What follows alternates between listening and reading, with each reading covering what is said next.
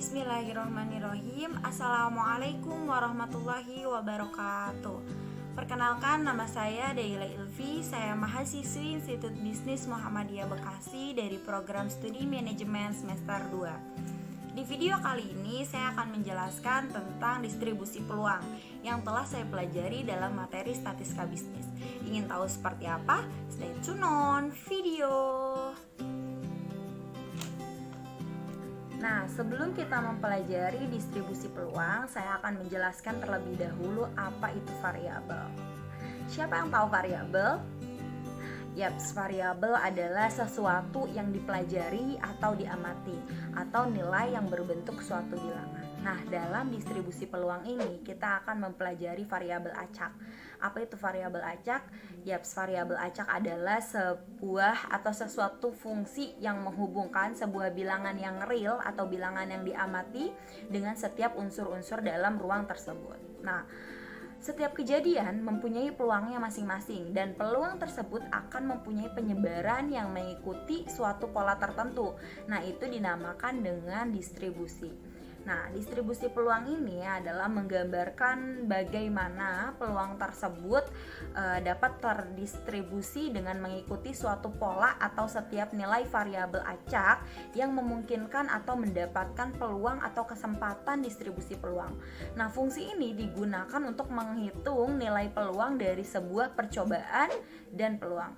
Nah, berdasarkan variabel acak, distribusi dibagi menjadi dua, yaitu distribusi peluang dibagi menjadi dua, yaitu distribusi peluang diskrit dan distribusi peluang kontinu.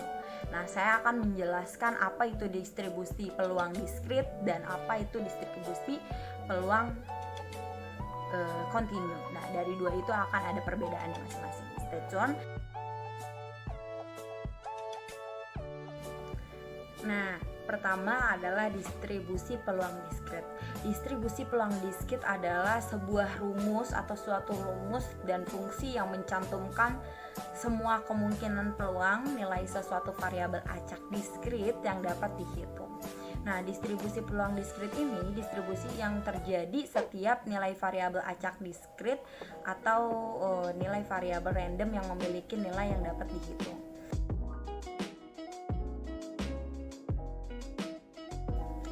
Nah, sedangkan distribusi peluang kontinu adalah fungsi padat peluang variabel acak kontinu yang didefinisikan atas himpunan semua bilangan yang tak terhingga, yang real bukan yang bilangan bulat. Jadi distribusi peluang kontinu ini variabel acak yang dapat memperoleh semua nilai pada skala kontinu yang ruang sampelnya mengandung titik sampel yang tak terhingga atau dalam kurung banyak tidak bisa terhingga atau tidak bisa terhitung.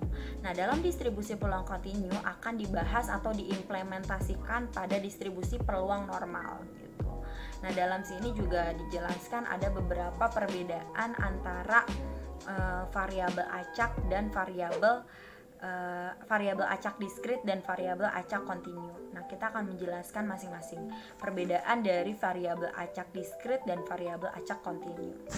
Nah, perbedaan antara variabel acak diskrit dan variabel acak kontinu. Variabel acak diskrit ini adalah variabel dari ruang sampel diskrit yang angkanya merupakan bilangan asli, bulat atau bilangan yang dapat terukur atau yang dapat terhitung.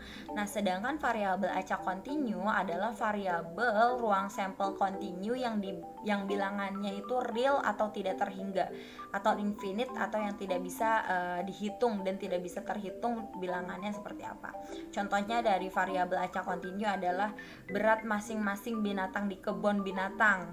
Ada interval, jadi bisa 2,143 kg, 5,6 kg atau sebagainya. Jadi tidak terhitung atau tidak terbilang atau biasa kita sebut dengan infinite. Distribusi peluang, adapun distribusi yang jauh lebih penting dari distribusi peluang, yaitu distribusi normal. Distribusi normal ini adalah distribusi yang paling banyak digunakan sebagai model real atau model data real di berbagai bidang yang meliputi karakteristik fisik makhluk hidup di dunia, seperti berat, tinggi badan, dan berat manusia dan tinggi badan manusia. Jadi ada dua alasan kenapa sih distribusi normal ini menjadi distribusi dari yang paling penting dari segala distribusi yang lainnya.